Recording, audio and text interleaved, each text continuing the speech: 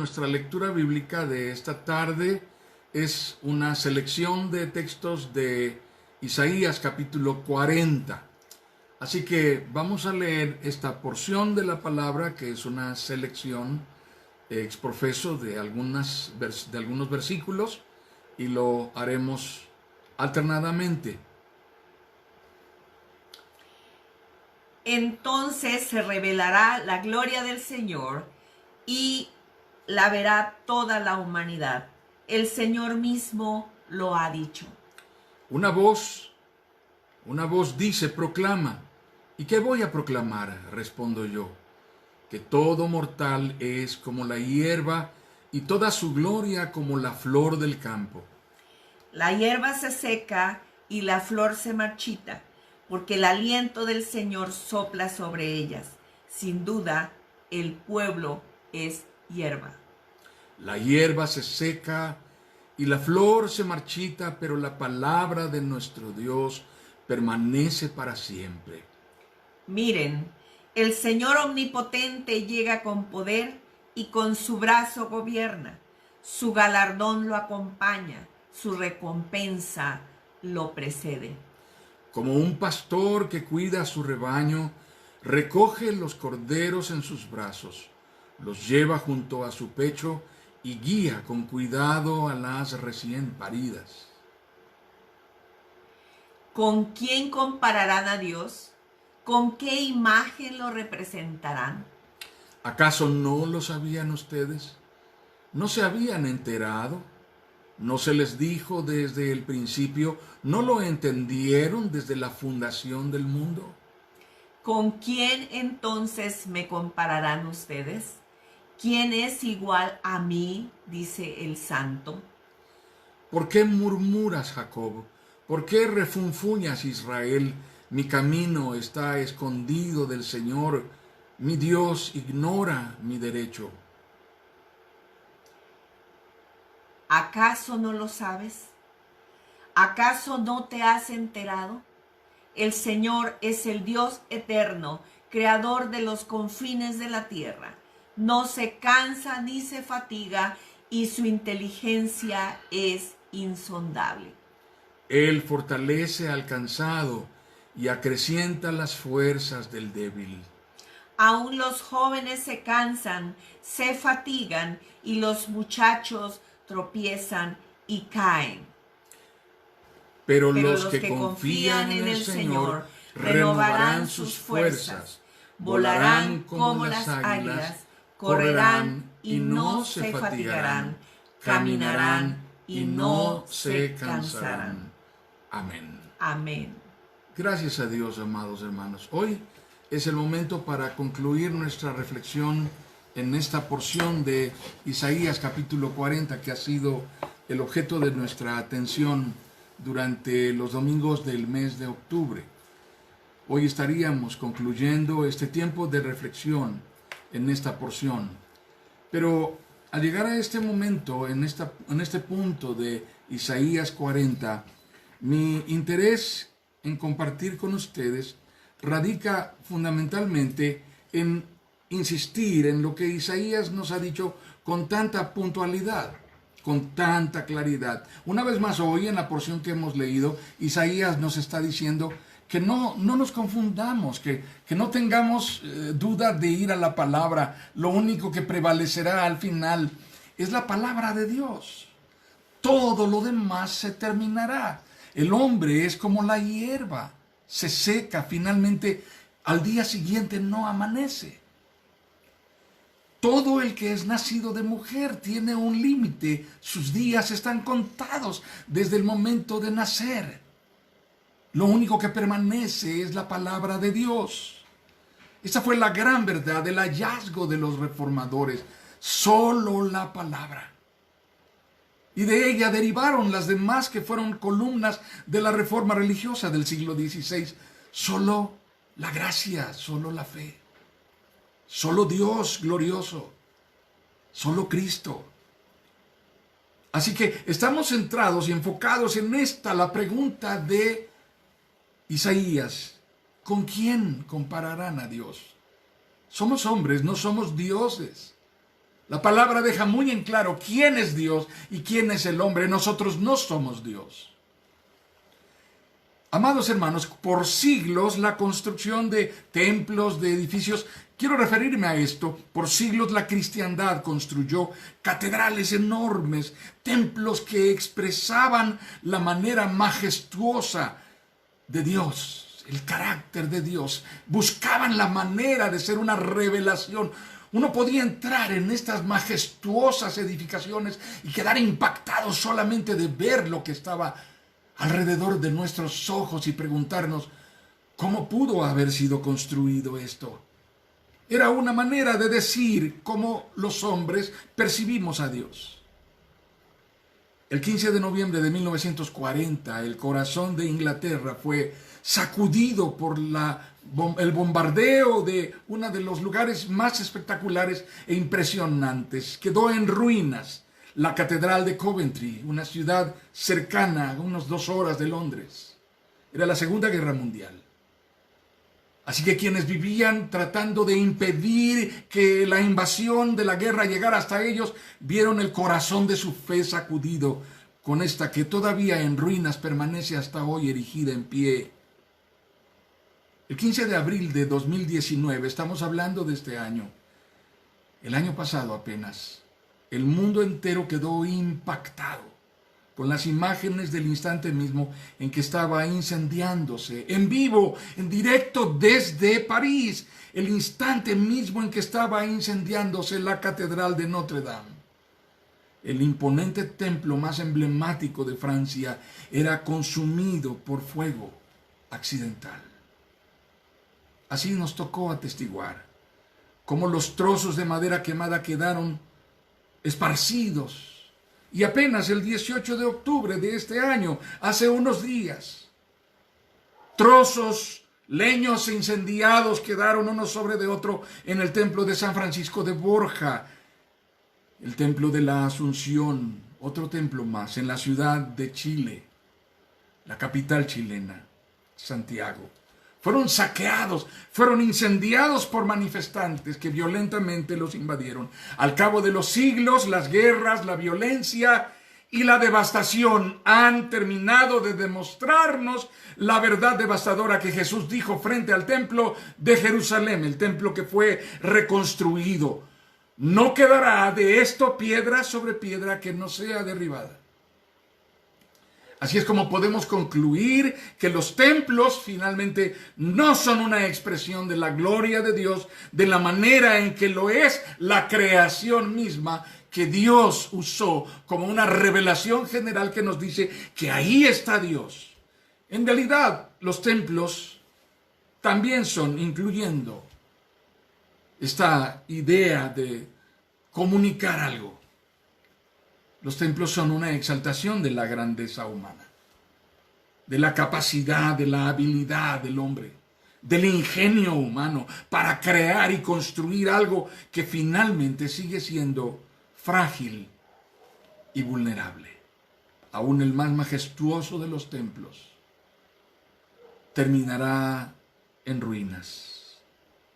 De tal manera que estas estructuras que usamos para reunirnos y para expresar nuestra fe, con todo lo majestuoso que pudieran ser, no son la manera última de definir una correcta cosmovisión de quién es el Dios verdadero, revelado en la creación, en la historia, pero sobre todo en la palabra, su palabra que es lo que Él ha dicho, ha dejado saber de sí mismo.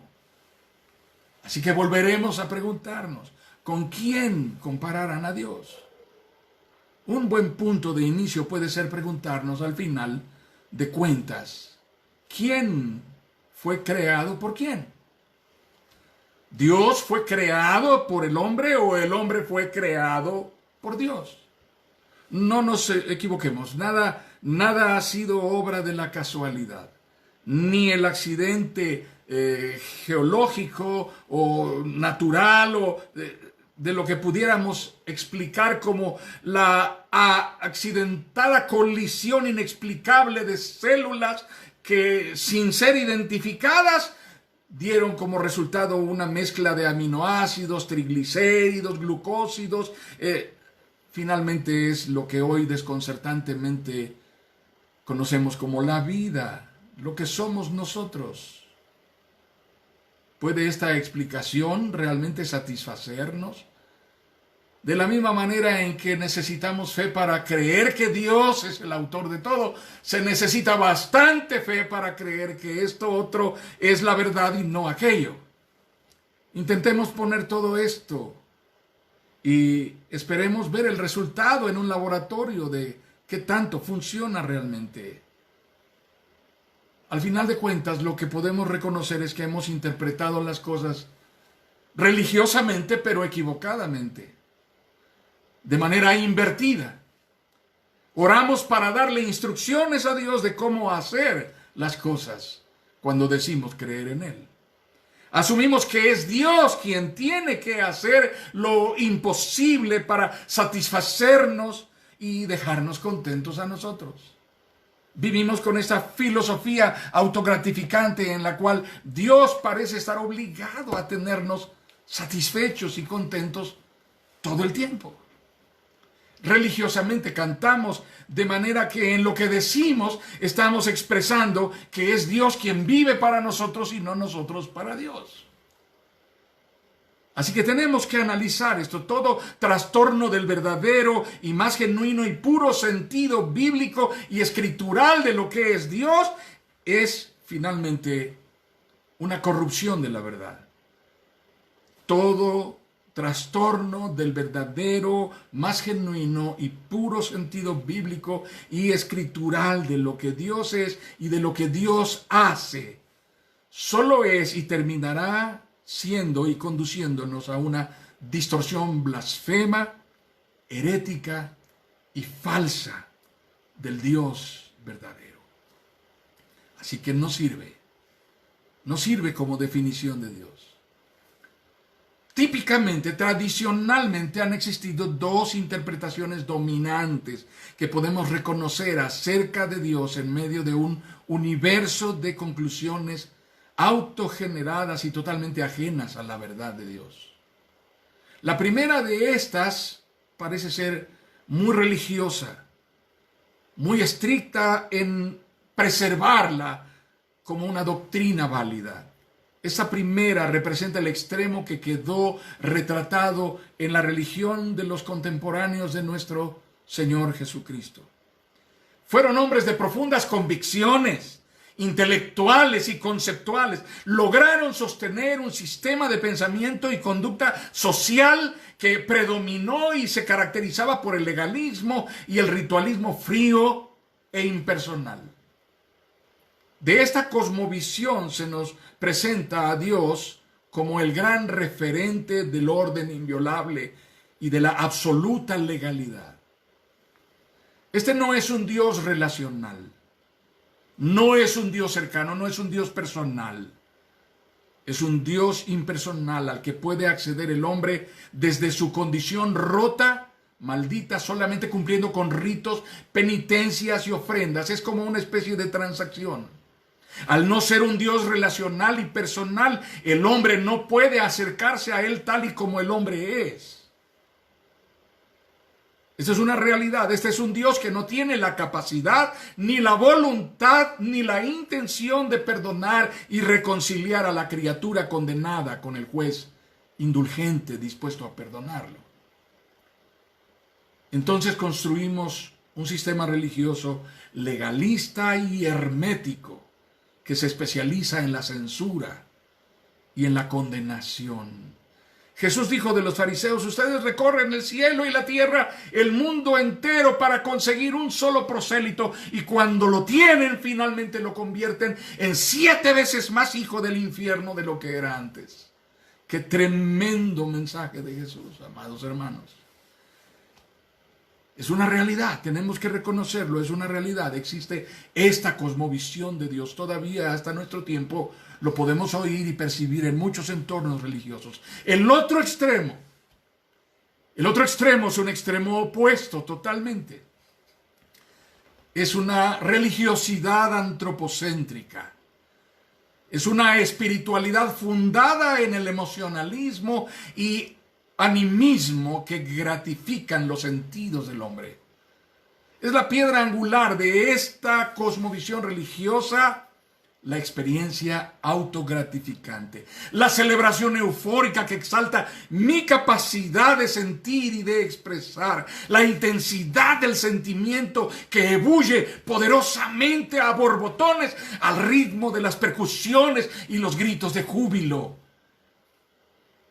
Esta espiritualidad trae como resultado una manifestación que muestra un sistema ligero de creencias, sostenidas por la voz atronadora de predicadores efusivos de imponente discurso, pero sus doctrinas son necesariamente ambiguas, constantemente cambiantes.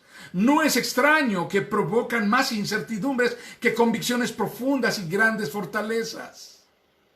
En la época bíblica, esta religiosidad estuvo presente en la iglesia de Corinto. El apóstol Pablo dice a los hermanos de Corinto: hermanos, les alabo porque tienen ustedes tanta riqueza, tantos dones, parecen ser tan espirituales, pero en esto otro no los alabo, son tan desordenados, viven con tanta hipocresía. Hermanos, ustedes viven divididos y esto no es fruto. Tienen muchos dones y no tienen frutos.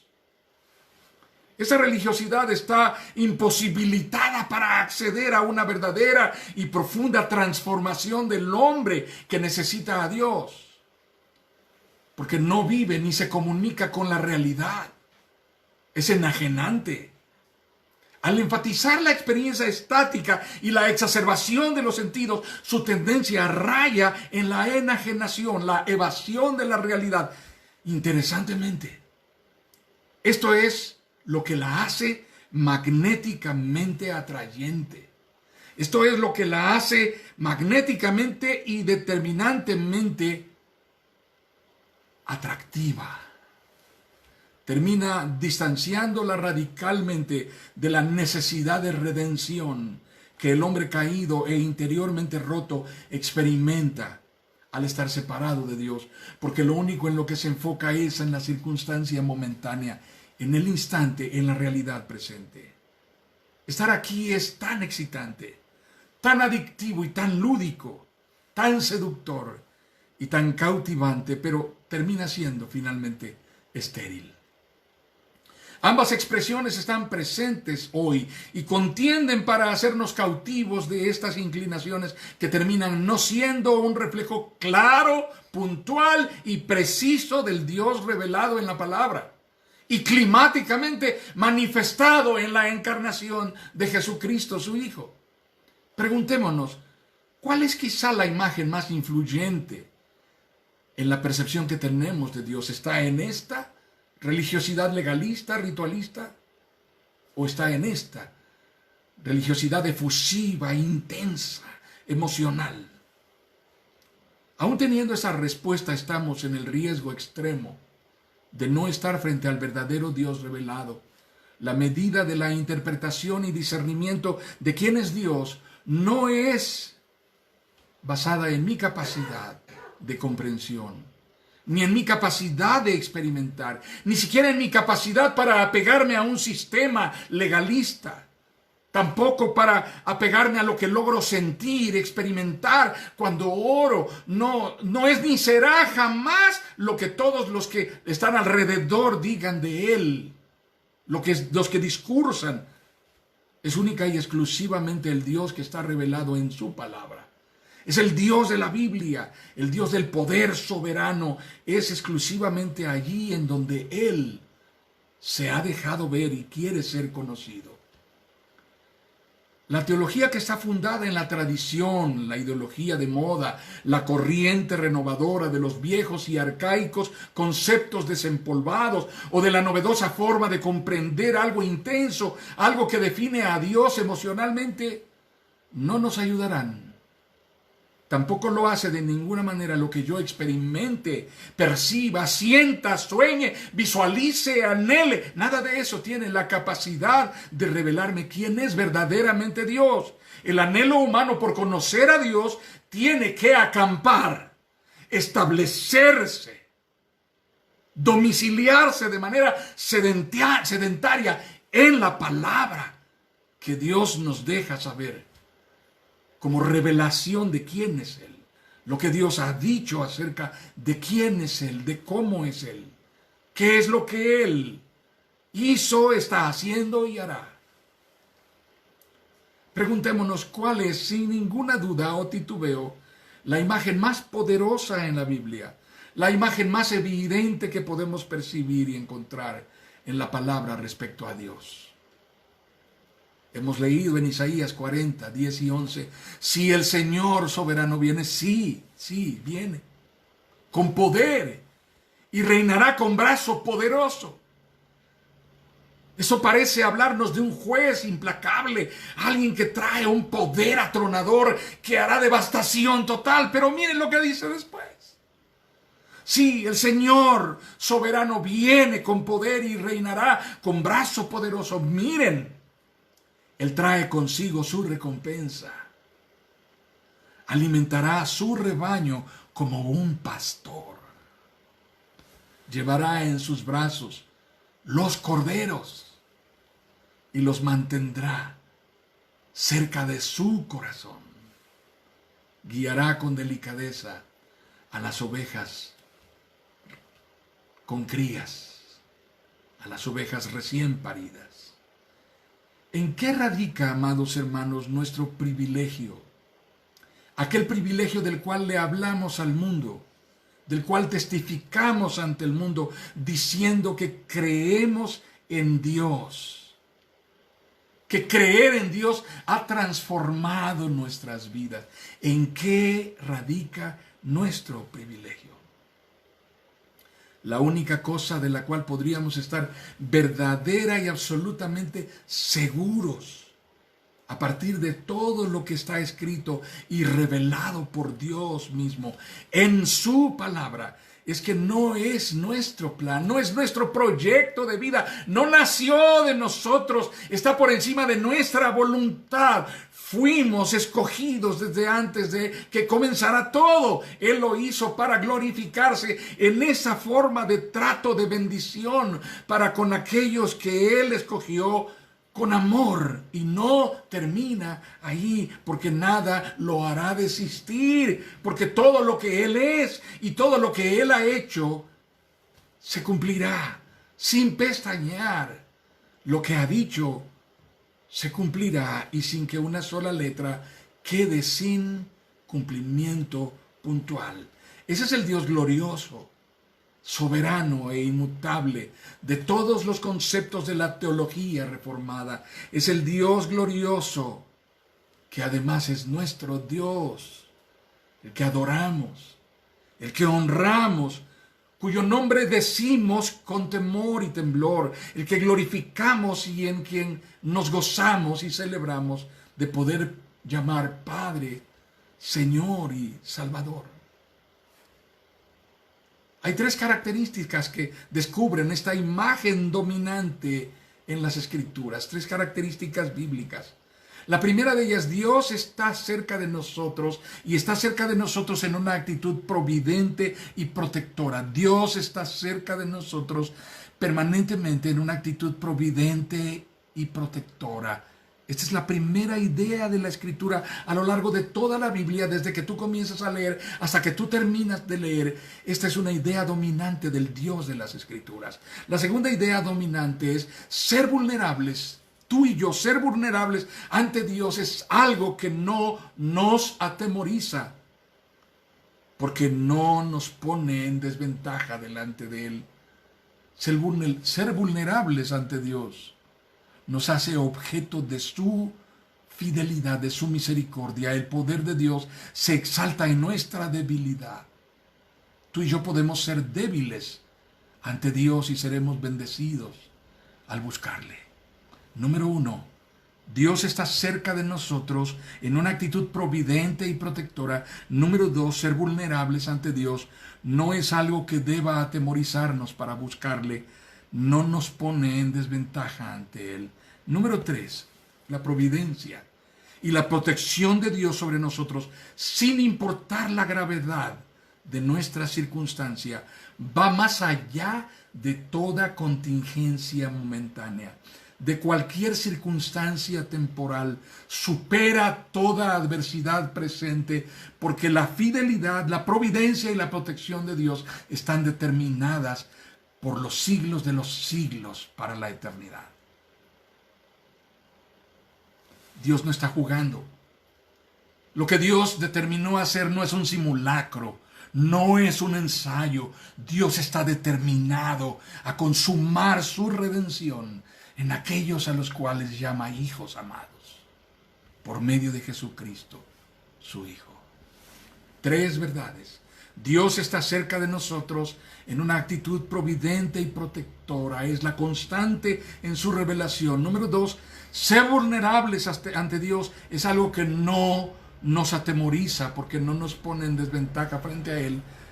Nos ayuda a encontrar en Él la fortaleza y la certidumbre que Él nos da. Y número 3, la providencia y protección de Dios no se detienen ante la circunstancia, sin importar la gravedad de la contingencia que estemos viviendo. Su providencia y protección, su fidelidad, son fieles y soberanas y superan la temporalidad, se proyectan hacia la eternidad. Miren, el Señor omnipotente llega con poder, con su brazo gobierna, su galardón lo acompaña, su recompensa lo precede, como un pastor que cuida su rebaño. Recoge los corderos en sus brazos, los lleva junto a su pecho y cuida con cuidado a las ovejas recién paridas. La figura metafórica y la imagen virtual del pastor, proyectada desde el vínculo entre el que apacienta al rebaño y la oveja que es objeto de protección y cuidado, es la figura emblemática dominante en la Biblia. Y es la que caracteriza de manera reiterada, de modo más generoso, de manera más puntual, el tipo de trato al que Dios nos ha llamado, el tipo de trato que expresa el carácter y la naturaleza de Dios. A esto es semejante Dios. Esto es Dios. Así es como Dios se revela. Preguntémonos, hermanos, ¿esta es la certidumbre que domina en nuestro corazón y en nuestra mente? ¿Este es el pensamiento que nos cautiva, que nos sobrecoge cuando pensamos en Dios? ¿Es así como vamos a Él cuando oramos? ¿Es así como abrimos nuestro corazón cuando adoramos, cuando cantamos? Porque cantar y adorar es un reconocimiento de lo que Dios es. No tienes nada que hacer cantando solo por entretenimiento y recreación. Lo hacemos para confesar lo que creemos de Dios, lo que hemos vivido caminando de su mano, lo que hemos experimentado mientras estamos postrados en su presencia, clamando por su gracia en nuestra vida, por su misericordia y favor en nuestra circunstancia real. Esto es lo que a lo largo de la Biblia queda claro. Este es el Dios de toda compasión, el Dios de toda misericordia, el Dios de toda gracia. Podemos ir a Él. Hallaremos oportuno socorro si vamos al trono de su gracia, si reconocemos nuestra necesidad de su misericordia, si clamamos por Jesucristo su Hijo, ser reconciliados con Él. Una de las ideas que acompañan a la religiosidad popular ajena a la Biblia responde a la inclinación del hombre por hacer a Dios igual a sí mismo. La inclinación del hombre por asemejar a Dios consigo mismo. Esto es, asemejar a Dios a nosotros. Hacer a Dios común a los hombres, a sus criterios, a sus ideas, a sus costumbres, a sus comportamientos, a su lenguaje, a sus atavíos y maneras de pensar, a sus modalidades, preferencias, a sus apetitos y pasiones, a sus esclavitudes y vilezas. Pero no está Dios allí. Esta forma de religiosidad es popular. La gente acostumbra a vulgarizar lo que es sagrado porque no puede transigir o someterse a ello. Dado que lo sagrado es tan inaccesible, es más fácil hacerlo vulgar y terminar por envilecerlo. Pero la Biblia nos deja saber esto. Dios, el Dios de la Biblia, el Dios vivo y verdadero, es un Dios cercano. Se ha revelado en Jesucristo su Hijo. Nos ha hecho saber que su propósito es un propósito de salvación. Por medio de la cruz de Jesucristo, Dios nos ha dado el mensaje final de la revelación, el último y más poderoso y contundente mensaje que revela quién es Él. El Dios que se especializa en redimirnos reconciliándonos con Él. Vengamos a Jesucristo. En Él está la gracia de Dios, palpablemente retratada, descrita, revelada, patentizada. Este es el gran misterio de la teología cristiana, fundamentada en la Biblia. Dios se ha revelado, pero al hacerlo, viniendo encarnado en Jesucristo su Hijo, lo hizo de una vez y para siempre, para dejarnos saber que su propósito de salvación está cumpliéndose y nada lo detendrá. Juan escribió el Evangelio, en el capítulo 1 del Evangelio dice, vimos su gloria, gloria como del unigénito del Padre, lleno de gracia y de verdad. Aquel Verbo, hecho carne, habitó entre nosotros. A lo suyo vino y los suyos no le recibieron, pero a todos los que le recibieron les dio potestad de ser hechos hijos de Dios.